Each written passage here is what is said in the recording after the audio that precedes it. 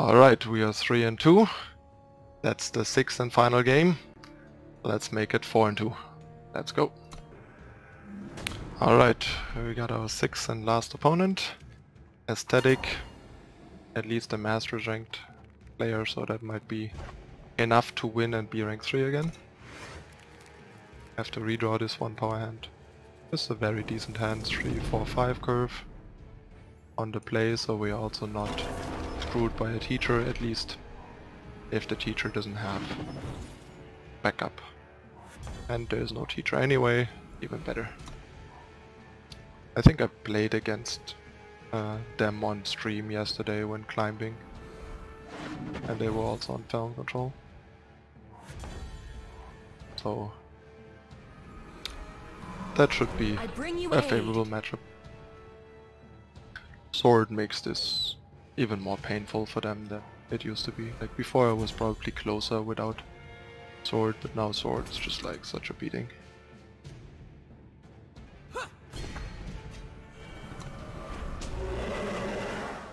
Boom.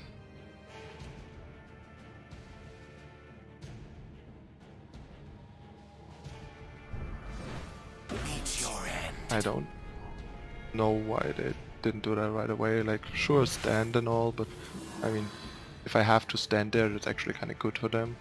I don't know. Down goes the Titan. The mighty, mighty Titan. I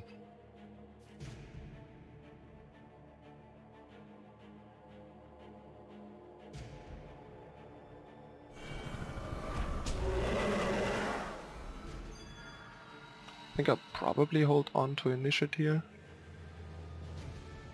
Yeah, I like holding on to Initiate here because we can merchant it away, because drawing real power is actually better with the Marshal. So, and if I draw power I would have to market away the power. It's not something that I'm looking forward to do.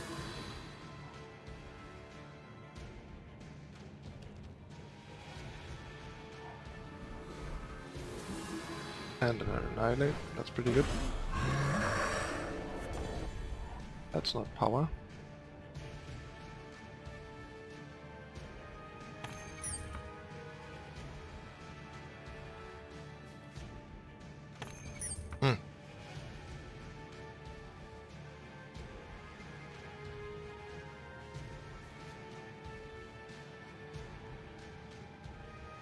Yes, I'm willing to just expose this Marshal here. It's most power efficient, most pressure, and they already use 2 Annihilates. So if they like permafrosted, it's fine. And there's usually not many 4-cost removal in decks anymore. It shouldn't be, because you now have enough good alternatives that line up well against the format, and they're just even more clunky than they used to be when facing teachers and stuff like that. You buying or not? It's okay. Drawing a power here would be pretty good actually. A ready power.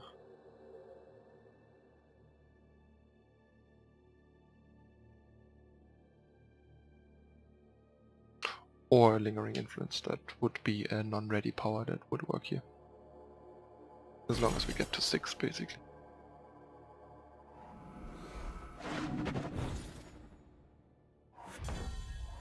That's close. Nope. Nope.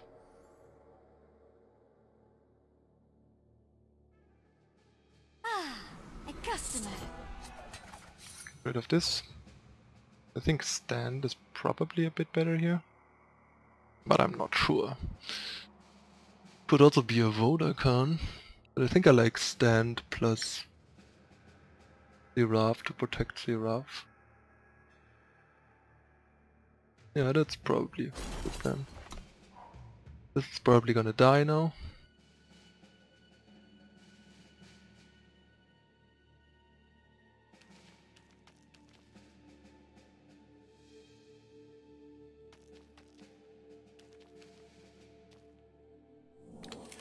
You made it That's good, but not great.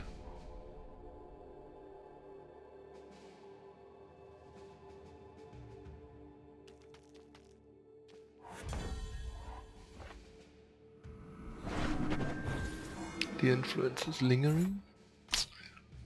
More cards we don't want. I think I'll hold on to this. And I'll attack with this.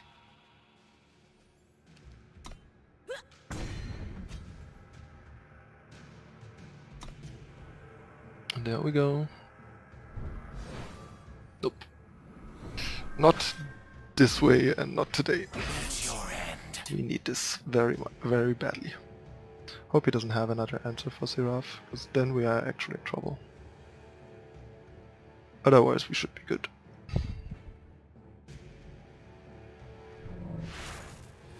Fingers crossed. He managed to wear us down pretty well, drawing like tons of spot removal for our key threats.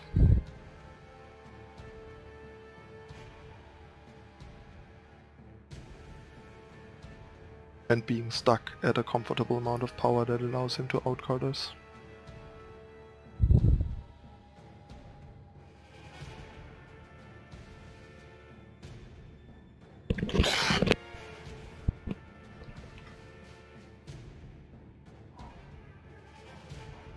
You buying or not? Or merchant. That sounds like trouble, but we at least should get one activation.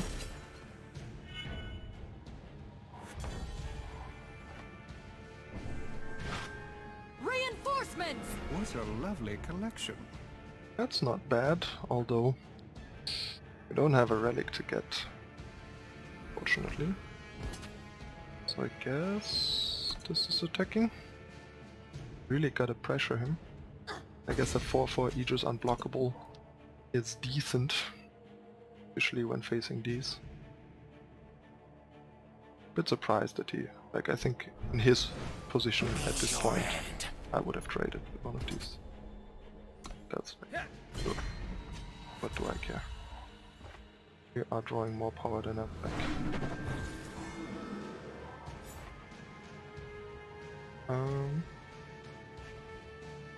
Not sure if this... Probably not.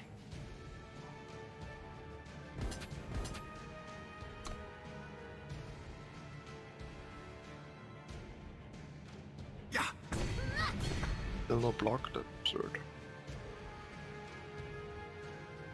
Then yeah. Yes. Ultimate for the Yes, goals. this will do nicely. It's not like we have anything else to do.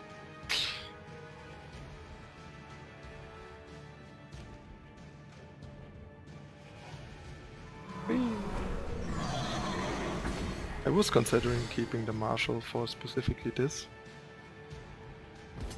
Let's hope that doesn't backfire. Oh, come on, really?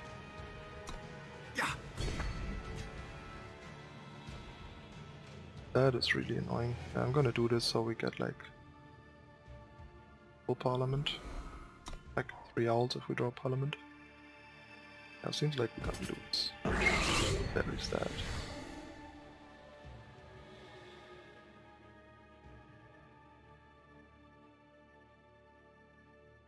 And unfortunate. Maybe keeping Marshal was the right play. But that was a great draw. Your power flows through me. That was not a great draw though, from it. Yeah, I don't think attacking with this gets us anywhere. Gotta make sure that this doesn't draw more than 1 card. So if he has an answer for this, we need to trade the Pathalo.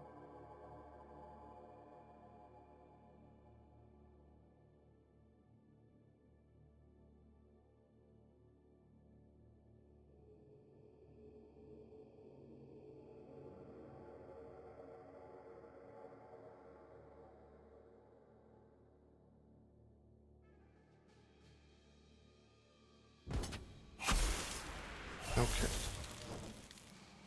think the line is actually this. Pretty sure he has Hailstorm. And these are attacking.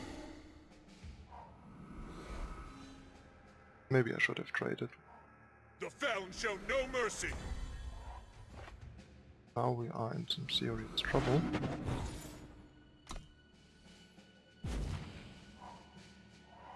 It's written Sweet. right here. How about a sword? sword would be here.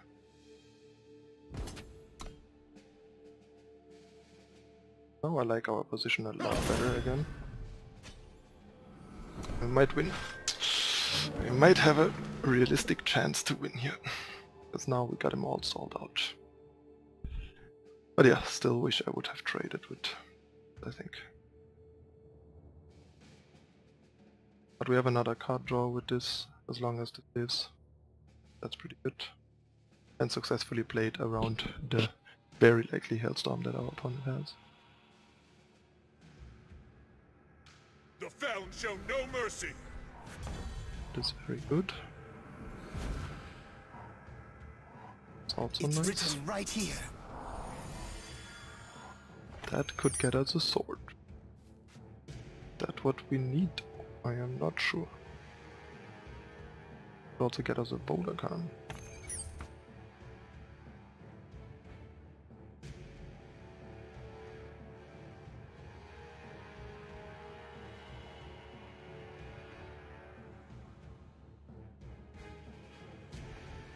I mean, Thord might just win the game here, though.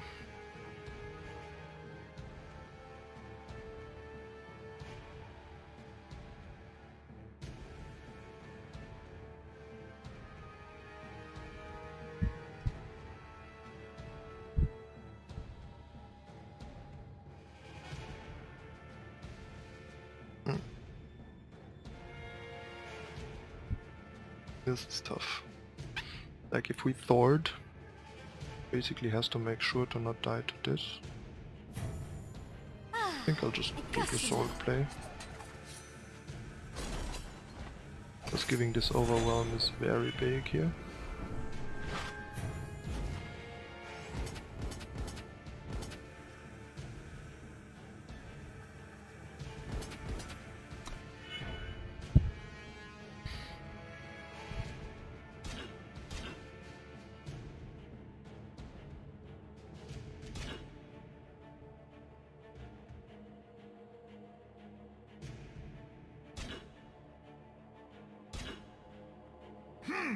And he's dead. Or like, almost dead. Nope. Exactly dead. Yes! What a comeback! What a comeback! What a turnaround. Still rank 4 though. Unfortunate. But yeah, epic game. And Sword of Unity. Just a great card in this deck. So now we have 2 great Sword of Unity decks. Lol. And yeah, this is the most legendaries that go into a single deck by a lot. It's, I think, 29 legendaries. There were iterations where I had like 32, so it's like 4, 8, 14, 18, 21, 25, 26, 27, 28. Yeah, when these were teachers or Vodacans and a voice, it had 31 to 32 legendaries. So yeah, guys. Sorry for anyone that can't afford this deck, but yeah, that's just legendaries.deck. Not for beginners. Okay. We managed to go 4-2, which is pretty decent and very representative of the stats that I have with the deck, so the deck is dead on still exactly at 66.66% win rate over all the games that I played, and it keeps performing that way. And at this point, with the consistency that it's doing it, I'm pretty confident in that being like the win rate in the current format with the deck, even though the sample size is only less than 80 games. But yeah, this is a really good win rate. Like, some of my best decks had like below 65%, like 63, 64% usually, over long-term sample size. So this is in the top win percentage of decks that I have played in this game, for sure. Especially if these stats keep holding up. So yeah, this deck is really powerful, really well-rounded. It does pretty well against the Combrei LSE decks. It crushes Skycrack. It does really well against control. It is a bit soft probably against the Rakano Valkyrie decks, but even that is not a bad matchup. Probably, I haven't played it a lot, haven't seen it much. It's also quite good against Canadians actually, unlike a lot of other time decks. So I have been beating Canadians when the few times I faced it as well. So this also seems favorable, even if only by a bit, because sometimes End of Hostilities can really screw you over. And yeah, deck is just really good, really well positioned, and I'll let you guys figure out what to do next to yeah, keep up with it and beat it. My Xenon Killers seemed like one of the better decks against it. That was one of the fewer time decks that I had issues with, and like Shimmer Pack or Praxis tokens can also get the better of you, although both of the like I haven't played against Shimmer Pack, but Praxis tokens all in all seems close but still slightly favorable probably for this deck. We fought one of the games where they just overwhelmed us and had a too good of a draw to stall out and take over earlier. Okay, that's it for Big Combrei V3, aka Vodacombo. Yeah, and make sure to check out our team website with plenty of more content, and of course catch me live on stream while I try to hunt for rank 1 again in the next couple days. Probably with this deck, maybe with some other decks, not sure yet. And check out my social media, follow me there to help me grow my reach and to not miss out on any news of any kind. That's it with Eternal Top Decks. I am Manu S. I thank you for watching, and I see you next time. Bye.